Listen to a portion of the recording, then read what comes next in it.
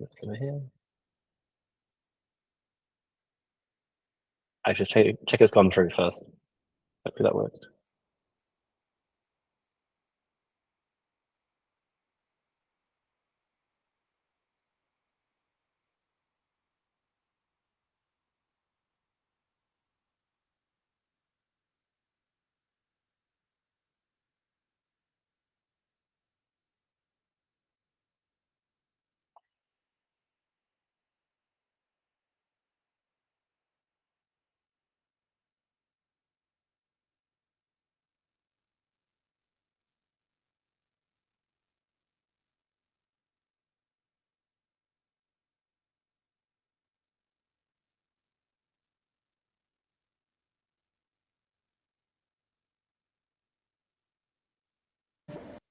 I don't think I've received it yet.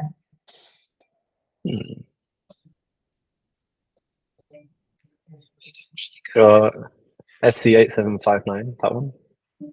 That Yes, email address? Yeah, that's okay. correct. Might take a minute. Okay, well, in the meantime, I can get started, and then hopefully it comes through. So yeah, hi everyone, I'm Joe. I'm from the Department of Peace Operations. I sit within the team that looks at addressing misinformation and disinformation. I'm sorry I can't join you in person, but hopefully we can make the slides work online through technology. So for those who aren't aware, the Department of Peace Operations works out of 12 missions around the world. So we have a smaller footprint than some of our humanitarian partners, but we do have a very large number of people across the department. So the department's made up of about 90,000 people. Some of our missions are over 10,000 people strong. They comprise of civilian units doing everything from civil affairs, political affairs, protection of civilians, all the way through to having police and force components from the military as well. So we have quite a varied set of people in our mission areas. And our missions are based in post-conflict or current conflict situations, either observing conflicts or sometimes we're able to use or sometimes also able to use active force. The way in which the challenge that we're having today presents itself is trying to look at how you monitor and analyze the information environment in our peacekeeping settings. So I'll particularly focus on the misinformation and disinformation elements, as well as hate speech and malinformation, which we've seen to be massively affecting our mission environments. But as I mentioned, our missions are spread across quite a geographical diverse area. We have quite a lot of our biggest missions are in Africa, particularly in Francophone Africa. That's the biggest focus of our team. We also have missions in other parts of the Middle East, as well as in parts of Europe as well. I'm just going to pause that to see if the slides have come through simply. Sorry about that. I have not received the slides. Interesting. Okay, let's see if I can share my screen then. It was just not letting me share my screen earlier. Let's try that again.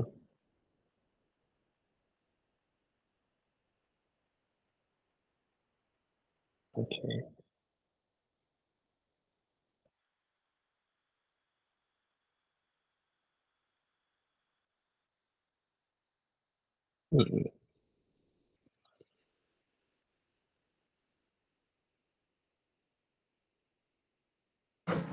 If you make it a Google Drive link and put it in the chat, we can try to view it that way.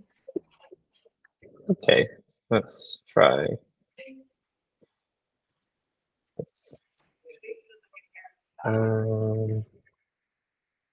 Yeah, let me try that. I think I'll have to rejoin. I can probably share my screen if I rejoin. So just give me a minute. Okay, great.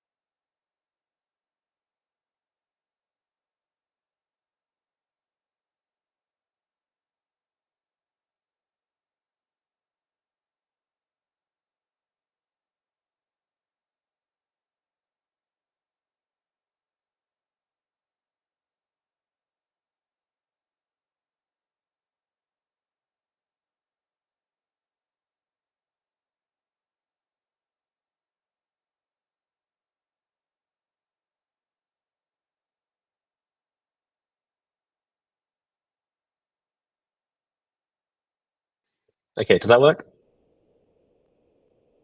Yes, we can see it now. Thank you. Excellent. Okay, good. Right. Oh, now you're seeing that. Top displays. Okay, you can still see the slides. I now can't see you, so just shout. Yep, we can see. Excellent. Okay, so I talked about peacekeeping. So I'm going to try to get through quickly. I'm also realize I'm the one standing between you and the wine and cheese reception, which I'm also sorry I can't join you for. So I'll try to be brief. So as I said, I'm going to focus on malinformation, myth and disinformation and hate speech, which is the focus of the team that I sit in. One of the key challenges here is that we don't have an agreed upon definition of what these concepts are. We know that, but the way we see it is that disinformation is what is shared that is harmful, that is also false, but it has a harmful intent. Misinformation is false, but with a more bona fide intent. It may be shared by people who don't know that the information is false. It doesn't have the intent of being harmful. Malinformation does have that harmful intent, but is based maybe in truth. And then we have in the bottom left quadrant what we like to call just normal information, things that are bona fide intently shared and also based in truth. Hate speech overlaps and intersects many of these, in particular sort of these sort of top right and top left and bottom right quadrants. And so it's a very multifaceted challenge. We ran a survey across our peacekeeping missions, which we had about 250, 260 responses to across our missions, to look at what people perceive to be the impact of mis and disinformation on the work of the mission. There's quite a lot of stats here, so I won't go through all of them, but the key ones to point out really are the question number 3, which says, how does mis and disinformation impede the ability of your mission to implement its mandate? That is, how does it impede the ability of the mission to do its job? What we see here in the sort of red and orange bars is that 48% of respondents say that mis and disinformation has a critical or severe effect on the ability of the mission to impede its mandate. Similarly, in question 4, we see to what extent does mis and disinformation impact the safety and security of peacekeepers. We see that 61% of people this year said that it had a severe and critical effect on the safety and security of peacekeepers. And these are all in comparison to a survey we ran last year, in which we see a worsening situation overall. To further set the scene, we've also seen direct targeting of contingents and individuals in peacekeeping missions, as well as in the host populations of countries in which we work. We have international and national staff who have been targeted by, according to their nationality, their religion, their gender, or their work. And this causes a sense of fear and intimidation in our missions, and really affects the morale and the mental health, as well as that safety and security of peacekeepers.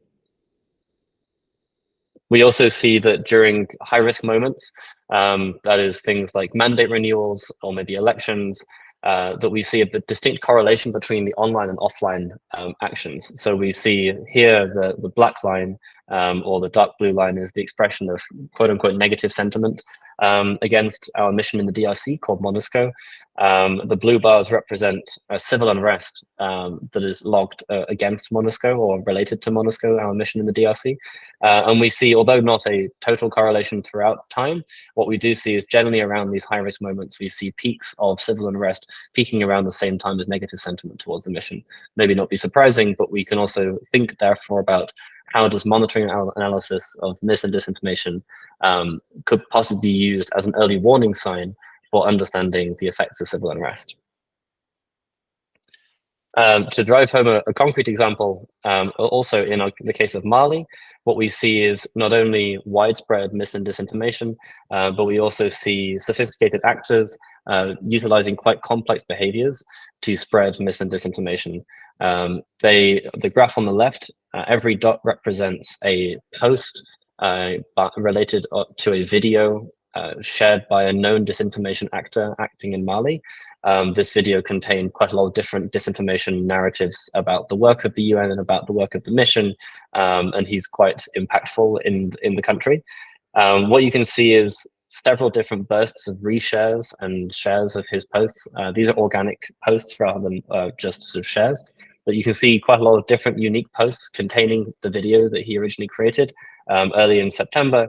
What you see in this sort of spike at the top is actually when more highly regarded media in the country starts picking up that video and starts sharing it because they actually also think it is true.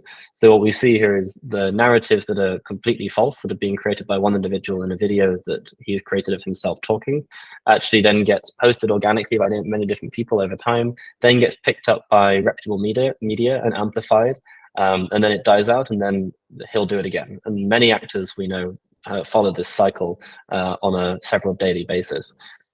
This actually particular actor also has a network we've discovered of over 40 different accounts on Facebook alone, and many other accounts on other social media sites as well. So coming to the technology and data side of things, as we're at the Data for Peace conference, technology we see can play a role to support the full cycle of understanding the information environment. From the monitoring, the analysis, the response, and the evaluation components, there are technology aspects which can support. We don't think there's only going to be any one technology solution that can answer all of our problems, but we appreciate that technology can support the work of us in HQ and of the missions as well in addressing this challenge. One of the big complexities is that the information landscape is highly variable. Many of the missions that we work in, as I mentioned, are, let's say, in Francophone Africa or in other developing parts of the world. There are highly mixed usage of different media and different data. We have traditionally online media sources, things like social media, that exist purely in the online space. We have offline media, things like radio stations, which are utilized widely throughout the countries in which our missions are based, as well as communities and local word of mouth spread by community leaders, by religious leaders. And then we have the data and media that kind of sits in between. This is things like traditional media, like newspapers that may have an online and an offline presence, maybe not both all the time, but kind of sit between those online and offline spheres. And we see that information moves between all of these in different ways, depending on the country and the context we're operating in. So tools are really important to use to understand and analyze the information environment, but they need to be tailored to the environment in which they're used in. Many of the tools that we see existing right now are designed for media monitoring, for brand monitoring, for marketing monitoring, mainly in the global north, mainly in English settings. However, these are still useful, but not fully able to be utilized in many of our mission contexts for several reasons. One, which is the detection of narratives of concern, mis, and disinformation is very challenging. It's a very nuanced and complex topic. We also lack indicators in general to understand what these phenomena are and how we can measure their impact. That landscape is very complex. As I mentioned, it has online and offline elements. There's lots of moving between the different media sources. There is no one tool or many different technologies that can help us monitor all these different environments at once. There's also the use of encrypted media. We know that WhatsApp, for example, is widely used, particularly in our African missions settings. That data is very hard to access, if not nearly impossible, unless you're actually in different groups monitoring what's going on. We have the benefit of having lots of different UN staff. We have community liaison officers and assistants. We have that military presence, which are going out into the communities. They're seeing and hearing different things, but including that data into any of these tools and monitoring analysis efforts is very challenging to do so systematically. We also know that the way in which media is used is very different in these settings. For example, the video I mentioned was a long form video. This was one person talking to a camera, recording about 2 hours worth of content. That's really hard to analyze, and many of the tools that exist for video monitoring that have grown out of social media platforms like TikTok are great if you want to analyze 30-second long videos, less good if you want to analyze 2-hour-long videos in which you have loads of different languages, lots of different mixtures of languages, as well as low resource languages where we don't have technologies yet developed for analyzing and picking up content in, let's say, Bambara, a local language in Mali. The usability of these tools is also really challenging. We have lots of different technical levels of users in our missions. Some are very technical, some less technical. We need something that can also accommodate different user groups to bring together their knowledge and experience. to integrate within existing technologies that our missions have, because if you give missions yet another tool, it will die a slow death because people won't necessarily want to use yet another tool for doing their work. And one of the biggest bottlenecks is data access. So we all know that social media in particular is moving towards a model in which it's getting harder and harder to access data. That remains a huge challenge, which we also wait to see who else can put methods to get around this challenge. So very briefly to move on to what we're doing about it, sort of what are these way forwards. I talked about some of the challenges and set the context of why these are challenges. Moving on to what are we doing about it. There's one project in the UN that's run through OICT, the Office of ICT, and the colleague Marek is on the call in case people have questions about this, which is looking at radio mining. So what they're doing is setting up antennas around different countries, as well as listening to online radio streams. And they're doing keyword analysis, trying to search for when they see certain and hear certain keywords in different radio clips, having those transcribed, having those translated if necessary, and then combining those into reports that can go to different units within the peacekeeping missions. It's a very complex project, but it's one of the only projects that we know of that's actually looking at radio data, which is such a widely important stream of data for our mission areas and many other country teams across the UN. As an example of online, the team I'm part of is rolling out different tools for doing social media, in particular monitoring analysis.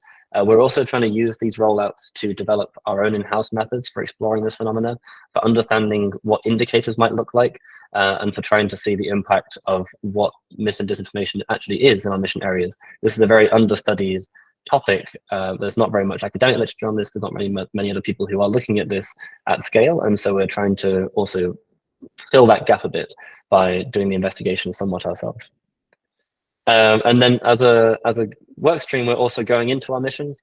We're running trainings on understanding mis and disinformation, trainings on operational security, training on monitoring analysis, use of tools and OSINT techniques, as well as best practice and effective response methods. We're doing this by bringing together different working groups across the mission. So we're trying to bring in who are those people who can do monitoring analysis of social media, who are those people who can do offline monitoring through having, let's say, community liaison assistants, through having interlocutors in communities, through working with partners in the local settings, trying to be very mission-led. And we try to then create these action plans with our missions to say, okay, well, you are the experts in your region, you are the experts in the challenge that you're facing. How can you be given the tools necessary to bring together all this different information, all these different expertises from across the mission to better monitor, analyze, and respond to the challenge of mis and disinformation? And I'll just end quickly by saying that we're doing this not by ourselves. We're collaborating across departments and institutions. We are coordinating across UN working group on this topic with many of the institutions you can see in the slide. Some of whom, if not all of whom in this list, are developing technology themselves to try to look at this challenge of media monitoring in these low resource settings in which the UN often operates. But we're by far away from cracking that problem.